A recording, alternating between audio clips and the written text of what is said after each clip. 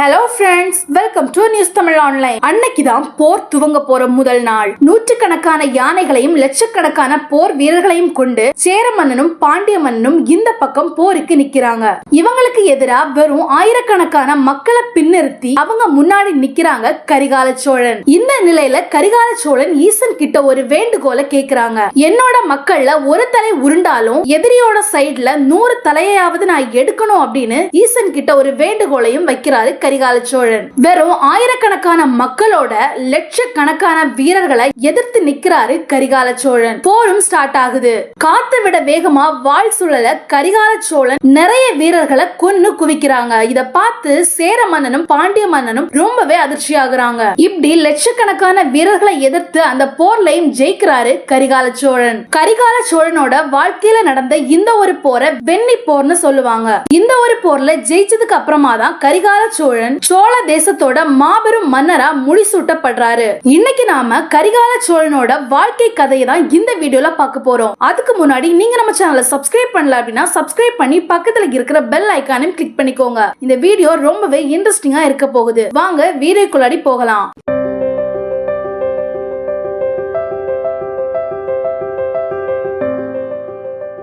சோழ அரச இளஞ்சர் சென்னி அப்படிங்கிற ஒரு நல்ல அரசர் ஆண்டுகிட்டு வந்தாரு. சோழ அரசரான இவர் மக்கள் மேல மிகுந்த அன்பை கொண்டிருந்தாரு. மக்களுக்காக பல நல்ல விஷயங்களையும் பண்ணாரு. இதனால சேர பாண்டிய நாடுகள்ல கூட மக்கள் செல்வாக்கு இவருக்கு அதிகமாவே இருந்தது. இதனால தங்களுடைய ஆட்சி கைவிட்டு போகும் அப்படின்னு சேர மன்னனும் பாண்டிய மன்னனும் யோசிக்கிறாங்க. இதனால புலிய அடிக்க சேர மன்னனும் பாண்டிய மன்னனும் தக்க சமயம் பார்த்து காத்திருக்காங்க.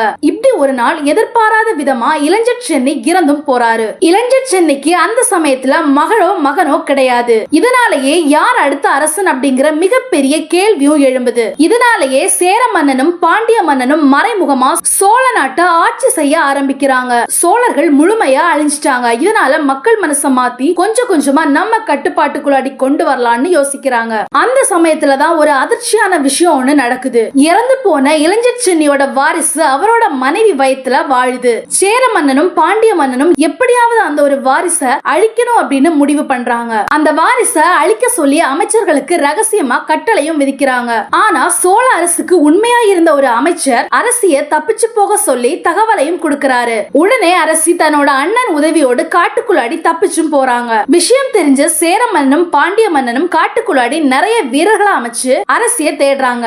ஆனா அரசியையும் அந்த குழந்தையையும் எங்கேயுமே கண்டுபிடிக்க முடியல. இப்படி மக்களோட ஆதரவோட நாட்டுக்குள்ளாடி பிறக்க வேண்டிய புலிவேந்தன் அந்த அடர்ந்த காட்டுக்குள்ளாடி தன்னோட முதல் சுவாசத்தை விடுறான். புலி மறுபடியும் மண்ணில கால் பதிச்சாச்சு. கரிகால சோழன் பிறந்துட்டாரு. நாட்கள் கடந்து போக தன்னோட மாமாவோட உதவியோட பல போர்க்கலைகளை கத்துக்கிறாரு கரிகால சோழன். அவரோட மனசுல சோழ நாட்டை எப்படியாவது காப்பாத்தணும் அப்படிங்கிற ஒரு வைராகியமும் இருக்கு. இன்னொரு பக்கம் சோழ நாட்டுல பல குழப்பங்களும் ஏற்படுது. நாட்டு மக்கள் சேர மன்னனையும் பாண்டிய மன்னனையும் அரசர்களா ஏத்துக்கவே இல்ல. இதனாலேயே பிடர்த்தலை அப்படிங்கிற ஒரு யானை கிட்ட ஒரு மாலையை கொடுத்து அந்த மாலையை இந்த யானை யார் கழுத்துல தூக்கி போடுதோ அவர்தான் இந்த நாட்டோட அடுத்த அரசர்னு சேர மன்னனும் பாண்டிய மன்னனும் சொல்றாரு. இதுக்கு மக்களும் வேற வழி இல்லாம ஒத்துக்கிறாங்க. மாலைய தன்னோட தும்பிக்கையினால வாங்கின பட்டத்து யானை மாலைய ஒரு மனிதன் முன்னாடி போட்டு அப்படியே மண்டியும் இடுது. இத பார்த்ததும் சேர மன்னனுக்கும் பாண்டிய மன்னனுக்கும் என் மக்களுக்குமே ஒரு பெரிய அதிர்ச்சியா இருந்தது. காரணம் பட்டத்து யானை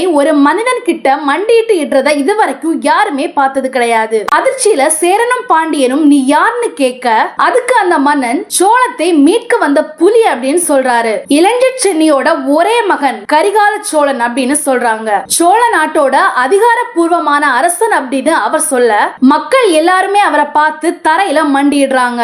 ஆடி போன சேர மன்னனும் பாண்டிய மன்னனும் மக்களை அடிச்சு விரட்டிக்கிட்டு கரிகால சோழனை கைது பண்றாங்க. கரிகாலன் சிறையில அடைக்கப்பட்ட அந்த ஒரு செய்தி அவரோட மாமாவை போய் சேருது. கரிகால சோழன் சும்மா இருந்தாலும் மக்கள் சும்மா இருக்க விட மாட்டாங்க. அதனால இந்த சிறையிலேயே வச்சு கரிகாலனை கொல்லணும் அப்படின்னு சேர மன்னனும் பாண்டிய மன்னனும் முடிவெடுக்கிறாங்க. அதுக்கப்புறமா அந்த ஒரு சிறைசாலைக்கு மொத்தமா தீ வச்சிடுறாங்க. ஆனா கரிகால சோழன் எப்படியோ தன்னோட மாமாவோட உதவியால அந்த ஒரு சிறையில இருந்து தப்பிச்சிடுறாரு. அப்படி தப்பிக்கும் போது இவரோட ஒரு கால்ல பயங்கரமா தீக்காயம் ஏற்படுது. இந்த ஒரு தீக்காயம் மூலமா தான் இவருக்கு கரிகாலன் அப்படிங்கிற ஒரு பெயர் உண்டானதா வரலாற்று குறிப்புகள் சொல்லுது. சிறையில இருந்து தப்பிச்ச கரிகால சோழன் நேரா தஞ்சைக்கு போறாரு. மக்கள் ஆதரவை திரட்டி புரட்சி படைய உருவாக்கி சேர மன்னனையும் பாண்டிய மன்னனையும் அவங்களுக்கு எதிராக இருக்கிற 9 குறுநில மன்னர்களையும் போருக்கு அழைக்கிறாரு. சேர பாண்டிய மன்னனுக்கு பின்னாடி லட்சக்கணக்கான வீரர்கள் நிக்கிறாங்க. ஆனா கரிகால சோழனுக்கு பின்னாடி ஆயிரக்கணக்கான மக்கள் மட்டுமே நிக்கிறாங்க. இப்படி போர்க்களம் வெண்ணி பகுதியில தொடங்குது. ஆனா கரிகாலன் தனி ஆளா நின்னு லட்சக்கணக்கான வீரர்களோட தலைய பந்தாடுறாரு. அப்படி ஒரு ராட்சத தாண்டவத்தை ஆடிக்கிட்டு கரிகால சோழன் முன்னேறி போய்கிட்டு இருக்காரு. இவரை யாராலுமே எதிர்க்க முடியல ஒருத்தரை தவிர. திடீர்னு கரிகால சோழனை எதிர்த்து ஒரே ஒரு வீரர் மட்டும் சண்டை போட தொடங்குறாரு. அவர் வேற யாரும் கிடையாது, சேர மன்னன் பெருஞ்சேரலாதன். அதுக்கப்புறமா மத்த எல்லாருமே சண்டை போடுறத நிறுத்தி இவங்க 2 பேரும் சண்டை போடுறத எல்லாருமே பாக்குறாங்க. ஒரு கட்டத்துல கரிகால சோழன் தன்னோட முழு வீரத்தையும் பயன்படுத்தி ஒரு ஈட்டிய பெருஞ்சேரலாதனோட மார்பில நீட்ட அந்த ஈட்டி முதுகுப்புறம் வழியா வெளியே வருது. இது பெருஞ்சேரலாதனுக்கு ஒரு பெரிய அவமானமா போகுது. என்னதான் ஈட்டிய மார்பில வாங்கியிருந்தாலும் முதுகுப்புறத்துல காயம் இருந்ததுனால அங்கேயே வீர மரணம் அடைகிறாரு பெருஞ்சேரலாதன். இப்படி போர்ல ஜெயிச்சு மக்கள் ஆதரவோட சோழ பேரரசோட மன்னர் ஆகிறாரு கரிகால சோழன். அதுக்கப்புறமா நாட்களும் கடந்து போகுது. 2000 வருஷங்களுக்கு முன்னாடி சிமெண்ட் எதுவுமே இல்லாம